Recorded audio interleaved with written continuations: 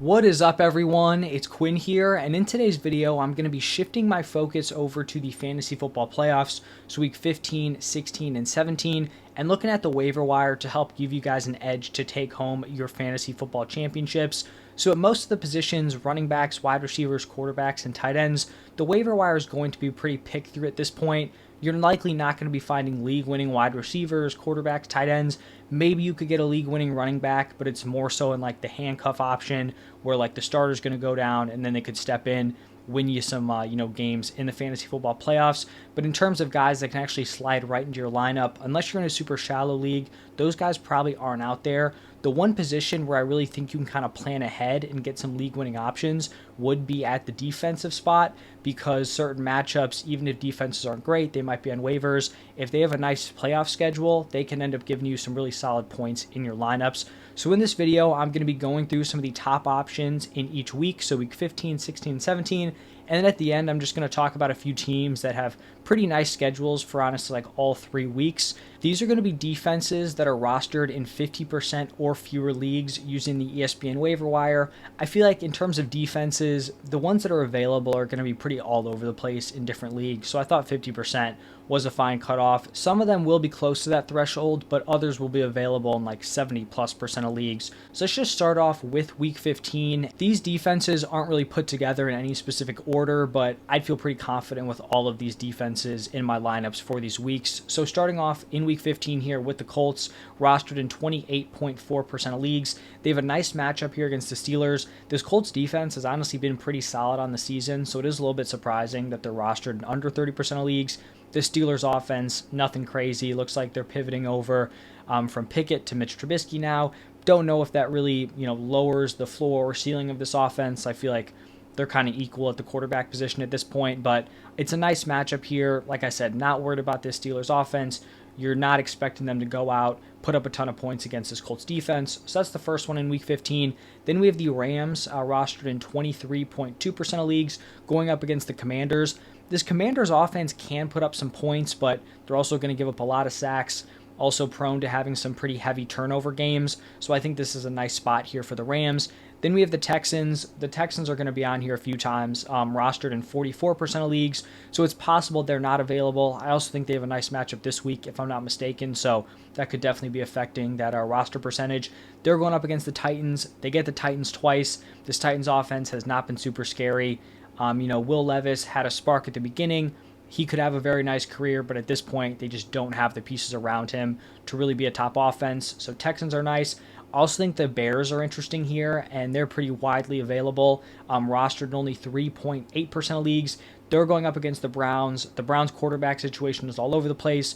Might be getting Flacco, might be getting DTR this week. In week 15, who knows what we're looking at here, but I don't think it's going to be a top option. And then for the Packers here, they just made the cut, rostered in 49% of leagues. They're going up against the Buccaneers. This Packers defense has been solid as of late.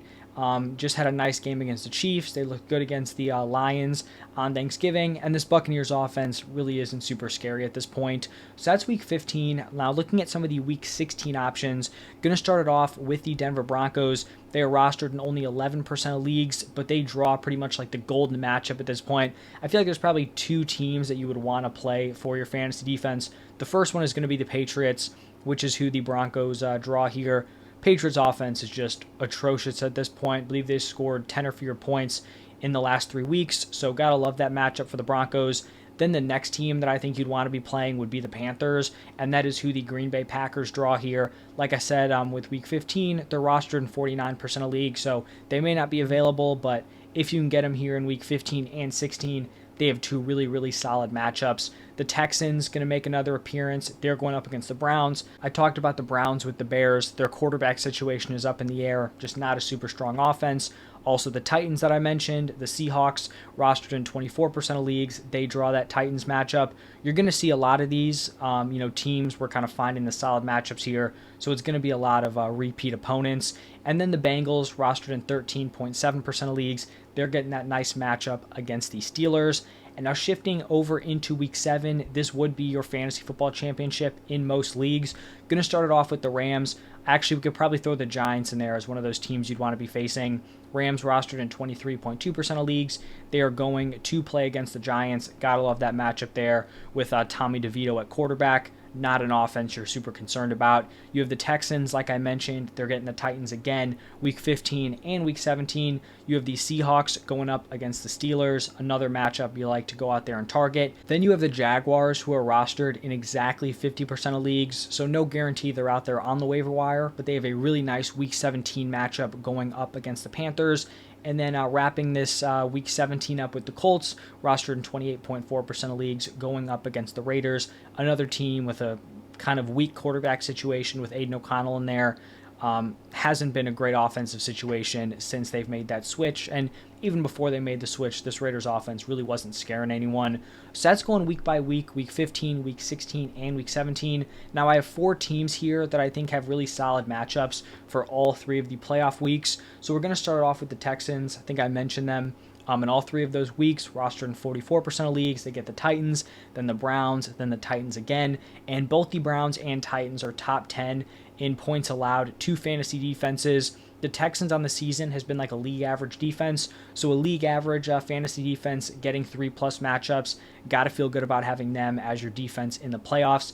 Then we have the Colts. They have the Steelers, Falcons, and the Raiders. That is 3+ matchups back to back to back. And the Colts have actually been a top 10 fantasy defense this season and have taken advantage of soft matchups in recent games, like over the past few weeks. So they've shown they can put up solid production in those solid matchups. So you have to feel solid about them going up against the Steelers, Falcons, and Raiders. Then we're going to have the Rams. And these last 2 teams haven't necessarily had like great fantasy production throughout the season. The Rams certainly haven't, but they've picked it up over the past 4 weeks, and it hasn't necessarily been against like all smash matchups.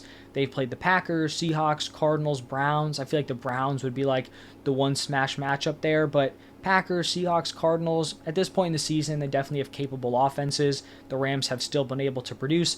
From week 15 through 17, they have the Commanders, Saints, and the Giants.